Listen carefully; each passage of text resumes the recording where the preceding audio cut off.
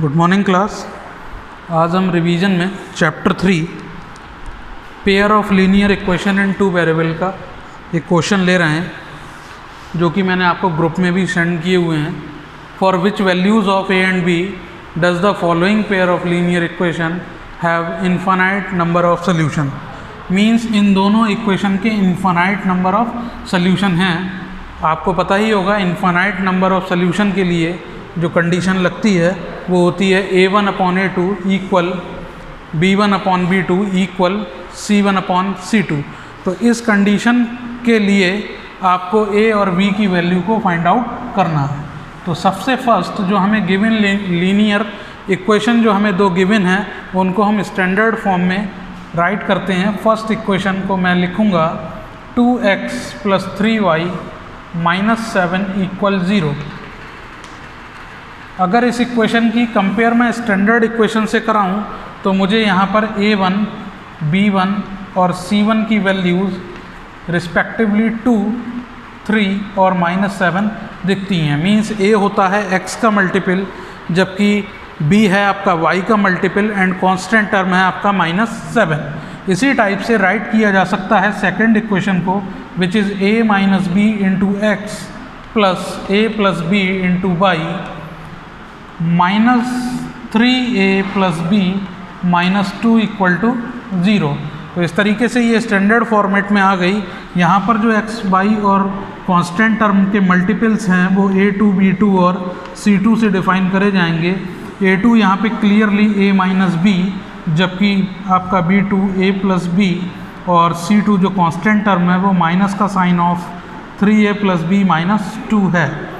अब हम दी हुई कंडीशन की ओर चलते हैं। We write given that pair of equations have infinite many solution. तो जो पेयर हैं इनके इनफाइनाइट नंबर ऑफ सॉल्यूशन है। इस की कंडीशन जो होगी वो a1/a2 = b1/b2 = c1/c2। यहाँ से आप a1, b1, c1 की वैल्यूज़ को पुट कर सकते हैं। a1 means 2 over a2 means a - b equal to 3 over a + b and final c1, c2 which is -7 over minus का 3a + b -2। Minus cancel out कराने पर अब हम यहाँ पर दो कंडीशंस को फॉलो करेंगे। एक पहला पेयर को इक्वेट कराएंगे, मींस फर्स्ट और सेकंड को इक्वेट कराऊंगा, then after second and third को इक्वेट कराने पर। नाउ अब अगर हम इक्वेट कराएं 2 over a - b = 3 over a + b को, देन क्रॉस प्रोडक्ट कराने पर भी obtain 2a + 2b = 3a - 3b। a के टर्म सेपरेट करने पर 2a - 3a = -3b - 2b। It gives -a, it gives -5b, minus cancel out होने पर a की जो वैल्यू ऑब्टेन हुई which is 5 times of b। Now अब मैं सेकंड, अभी मैंने फर्स्ट और सेकंड को इक्वेट कराया, अब मैं सेकंड और थर्ड को इक्वेट कराता हूँ। Now 3 over a + b = 7 over 3a + b -2।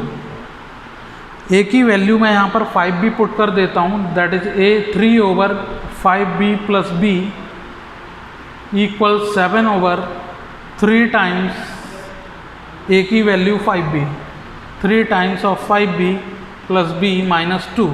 Overall 3 over 6b = 7 over 5 3 = 15 and 1 16b -2।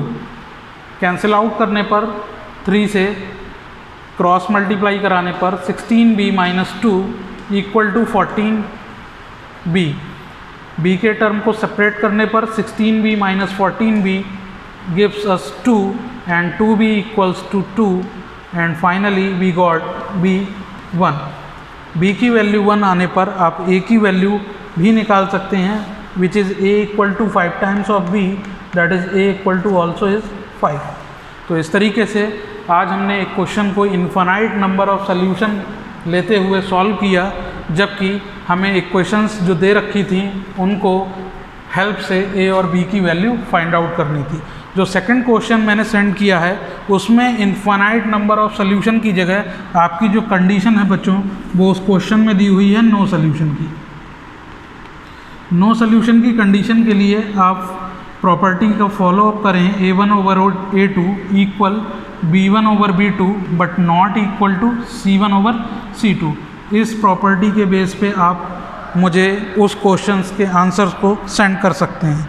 तो आज के लिए बच्चों इतना ही, बाकी आप सारे अपने होमवर्क वाला एक सम बचा है उसके आंसर को मुझे व्हाट्सएप पर सेंड कर सकते हैं।